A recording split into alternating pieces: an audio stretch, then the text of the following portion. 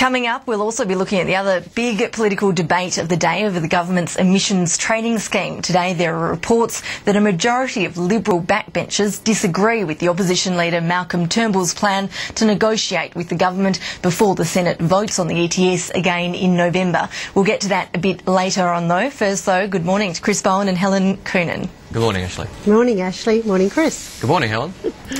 Chris, let's start with you. What was your interpretation of Mr Stevens' comments yesterday? Well, actually, for months now, the Liberal Party has had a narrative that the government stimulus package would push up interest rates, that monetary policy and fiscal policy weren't working together. And yesterday, Mr Stevens debunked that completely. Mr Stevens, the independent central bank governor, pointed out that fiscal policy and monetary policy are working together, will continue to work together. He pointed out that the stimulus package, by its design, is winding back as the economy improves.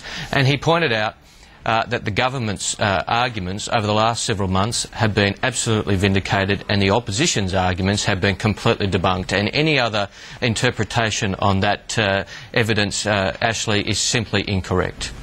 Well, I'm guessing that Senator Coonan has a different interpretation. Senator, you were one of the senators grilling the RBA chief at that Senate inquiry yesterday. What's your take on his comments? Yes, Ashleigh, I was there, and I was there for the 2 hours of the Governor's evidence, and during his evidence he actually confirmed that the emergency settings that were responding to the stimulus package had in fact peaked. So in other words, the stimulus package had largely done its job as a means of responding to an emergency.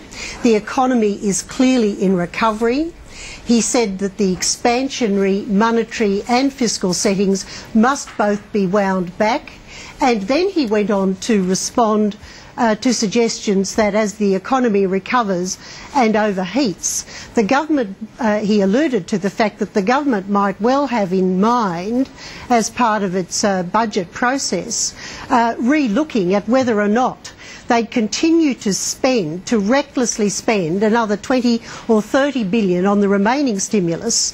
And he then said that if that were taken out of the economy, that is, if it were wound back or deferred, there would be less pressure, less upward pressure on interest rates, which we clearly know are going to go up. So if you look at the totality of his evidence, he gave a very comprehensive and long account. It went on for 2 hours, but it is simplistic to say that he just said one side of the equation.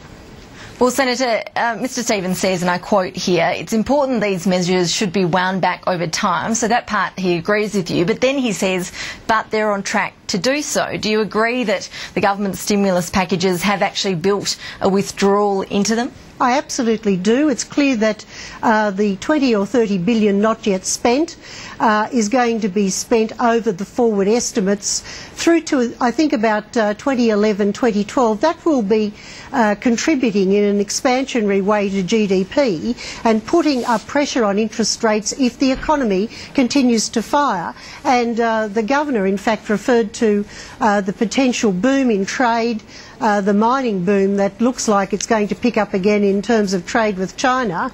And in fact, I think there was a very clear warning from the Governor that the government had better not continue to pump this sort of money into the economy in circumstances where interest rates will go up and also in circumstances where we don't know yet whether unemployment will continue to rise. So I would think the government would want to be very careful that they're not, through this reckless spending that's still to come, because it's now a political spend, it's not because of an emergency, whether this reckless spend will be putting upward pressure on interest rates and increasing unemployment. Well, Chris Bowen, Glenn Stevens did seem to warn that if there is an overheating of the economy over the next couple of years, then the government may want to revert to a plan B, he called it, to wind back the stimulus. Are you saying that there's no way that sort of overheating will occur if you do continue with the stimulus spending as planned? Well, Ashleigh, Helen's just confirmed that Governor Stevens gave evidence that the stimulus package had peaked. That's what we've been saying. It's what the opposition's been denying. Julie Bishop was out there yesterday saying that there's still a lot of the stimulus yet to be spent, and arguing that it hasn't peaked in effect. And Governor Stevens, in his evidence yesterday, made it clear that he is entirely comfortable with the withdrawal phase that was built into the stimulus to begin with. I mean, Ashleigh, here's the transcript. Helen, with all due respect, says she was there for 2 hours, but she has the only interpretation. She's the only person putting that interpretation on this evidence in the country, quite frankly. I mean, Governor Stevens made it very clear that he is entirely comfortable with the stimulus package, with its design and with its phase down. He's made it entirely clear that there is no argument that the stimulus package as it is working is putting upward pressure on interest rates. And he's made it clear that if it wasn't for the stimulus package, then we would be in recession at the moment, and you'd be dealing. But Chris Bowen, is there a plan B if the economy does overheat?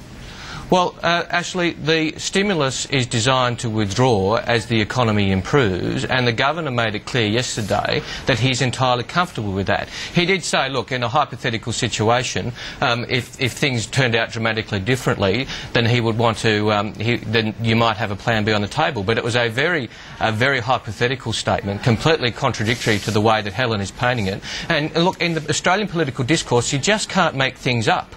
The evidence stands there for itself.